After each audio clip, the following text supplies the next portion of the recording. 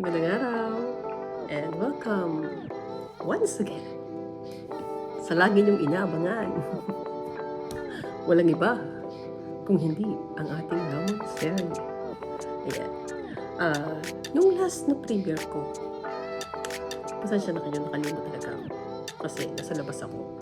Nung maalala ko, tapos na siya. Tapos, nung umuwi ako ng bahay, hapon na doon, pinanood ko siya. At inokra nyo talaga ang katakawan ko doon. Pero okay lang. Kasi totoo naman. Matakaw talaga ako. Hindi ako magtatampo. Kasi yun ay may katotohanan. Okay? So ngayon, Lamon series na lang ulit. Order ako kanina. Kasi nag-crave ako. Crave yun yung anak ko. So, ating lalamunin ay napakasarap. Kasi Batanggenya ako. Pag inano mo yung inisip na, from Batangas. Ano yung unang papasok sa isip na food, diba? Yung dinadayo ng mga tao from other places in the Philippines. Ano? Alam nyo? Sirit na? Ang ating lalamunin ay walang iba kundi ang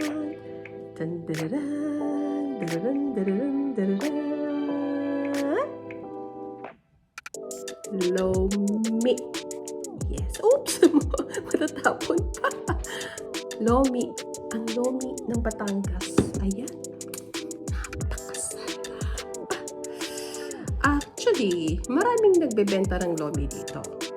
Pero, ang nagustuhan lang namin maglulumi, kumbaga. Dalawang tindahan lang. Yung isa, hindi na siya nagbebenta kasi wala siyang physical store. Batanggenyo din siya.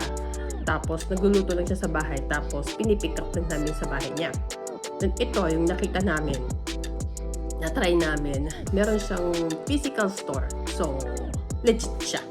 Tagali pa ang may-ari. Kajanis Lomi House. Tapos, exciting! Panulak. As usual, tubig. Ito yung ating tip. Toyo, merong sibuyas, merong sili. Hindi ko lang alam kung mga sili kasi dito, di manghang. Kahit anong laki. Tapos, lemon. Lemon lang. Ayan. So, wait lang ha. Ibababa natin ng konti para makita nyo. Ayan. Ayan. Ano ba yun? Ayan. Ayan. Makita nyo yan. Tapos, titip lang natin. Lagyan natin. Hindi ko lang kung maianghang ba to. But usually kasi, ang mga naglalaway na ako. Ano ba yan? Naglalaway na laman nyo. Talagang matakaw siya. Ang mga toppings ito, pag kasi kumain ka doon mismo, ang mga toppings, syempre yung dry siya na nasa ibabaw. But since in-order ko kasi ito, nung dineliver, nakahalo na siya. So, meron tayo. Yan. I-pause. Kainin natin.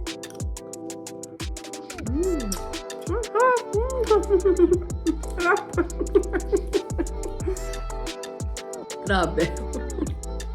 Ako makita. Uy, ano? Di ba lang din niyo ako makita? Basta, kakain tayo. Kung unang kagat na, para sa inyo na yun, ha? Gusto nyo pa dalawang subo, sa inyo pa rin. O yan, sige. Ang making nila is homemade. Sila yung gumagawa ng kanilang noodles. Okay?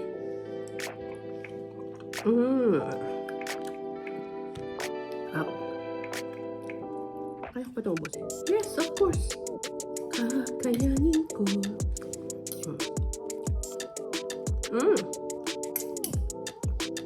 Gusto ko kasi maraming Maraming maraming toyo.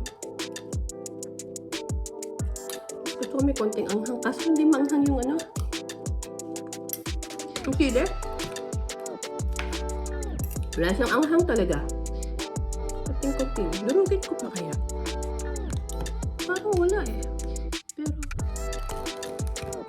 Pero, tinurog. Pero parang, wala. Samantalang sa atin. Diba? Yung mga maliliit na sili lang talagang maanghang. Kaya kumain na nga tayo.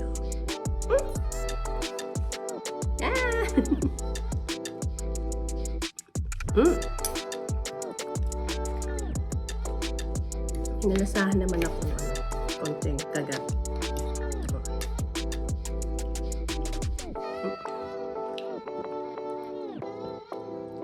Sino nang nakakapag-lomi sa inyo?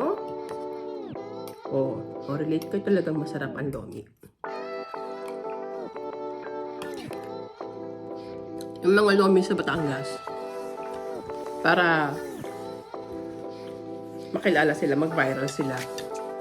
Alam mo yung toppings nila, grabe. Mas marami pang parang hindi na siya lomi. Parang ang tawag na is toppings na may konting lomi. Ayun, ganun na.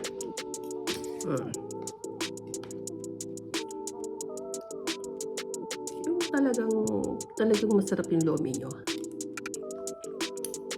Doon na kailangan garbuhan yung toppings. Sa Batangas, yung sa may amin, ay masarap kami lomi na in-orderan.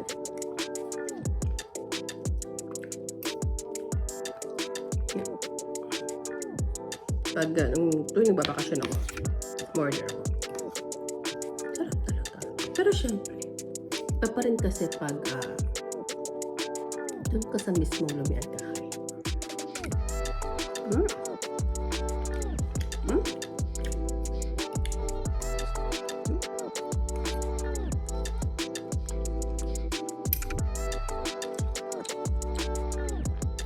Meron ditong isang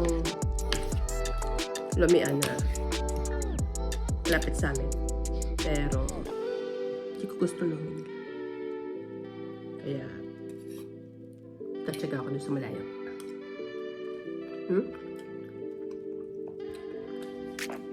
Ay, gusto ko talaga maraming toyo eh. Kaya ko ba?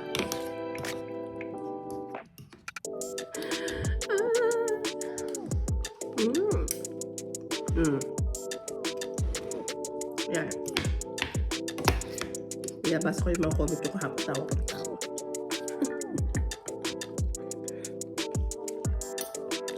Takaw daw ni host. Ay, naku. True.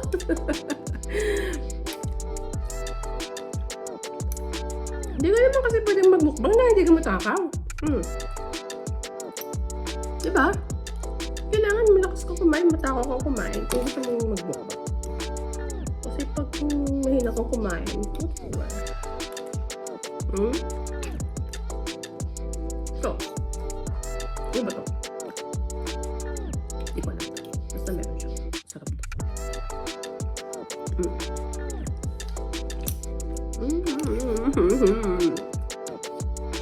Gusto ko siya. Hindi ako nagsasawa sa loob nila.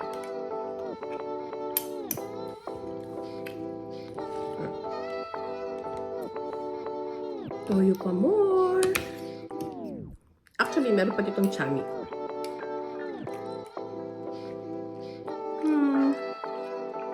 Masarap din yung chami nila. So,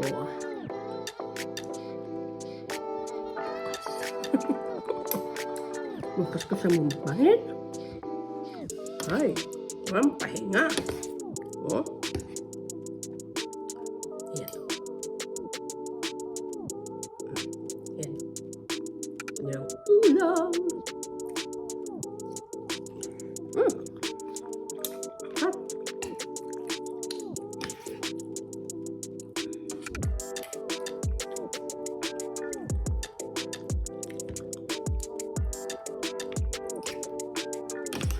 Sarap na sana kung may sili na maanghang.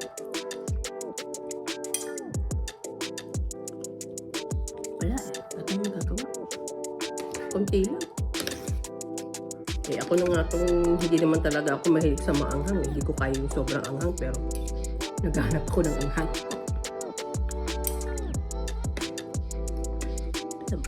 Busan natin ito. Oh. Ilang ilalagay. Yan! Oh, just me.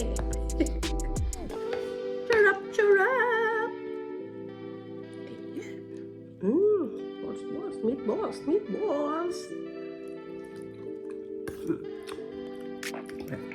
Ito ko kasi matoy.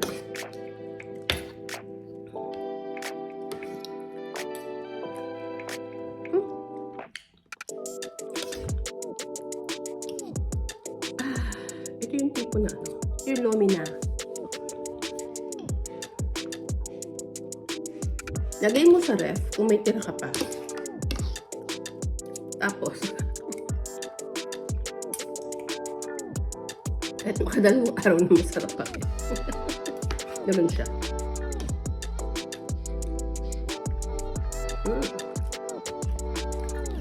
Hindi siya magtutubig.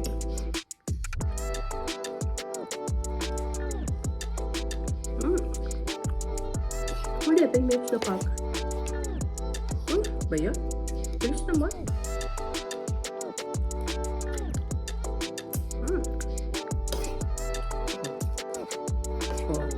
Tatakam ba kayo? Naglalaway ba kayo? Order kayo. I think naman kahit saan ito part ng Pilipinas, hindi makikita kayo. Yung nga lang. Depende. Kung yung luluto nyo is legit na maglulumi. Kasi, minsan kasi, yung lomi, katulad dito sa chowking. Diba sa chowking sa Pilipinas, may lomi din sila, no? Dito, may chowking din sa Doha. Tapos, pag umorder ka ng lomi, hindi siya mukha lomi. Alam mo ba yung Mickey na may sabaw lang? Ano ba tawag doon? Parang ganun lang siya. Hindi siya lomi. Nabubudol kami doon. Eh, gusto pa naman ng asawa ko ng lomi. Nung wala pa kami mga alam na bilihan ng lomi. Hindi pa nun kasi ano yung mga lomi talaga dito eh. Kung kami bumibili. Hindi naman lomi.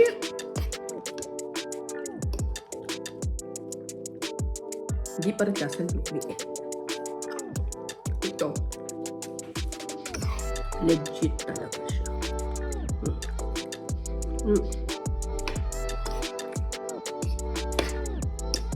Ay, hindi ko nabuhay ang aircon. Pinapawisan ako.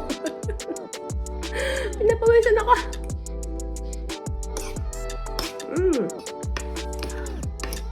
Konti na lang.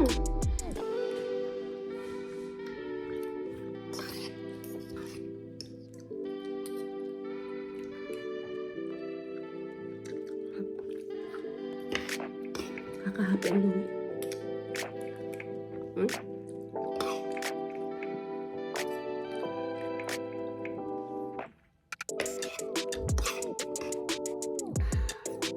Busog, sarap.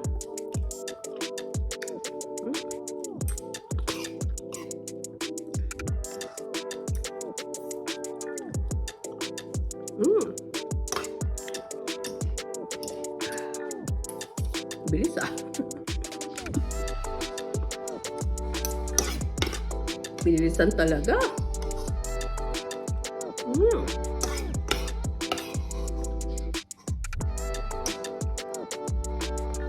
Yung sa mga walang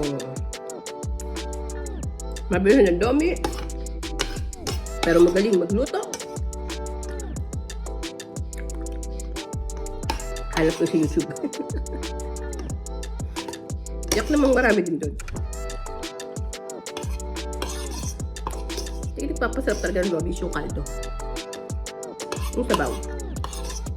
Yung ilalagay nila sa sabaw.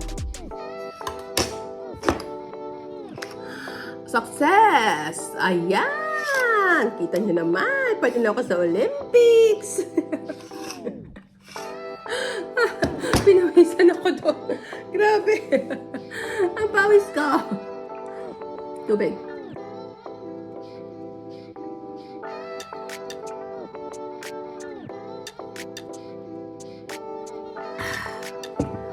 Hi. Rap. Ano? Taob na naman. Panalo na naman ako. Salamat sa panonood nyo. Hanggang sa muli. Paalam!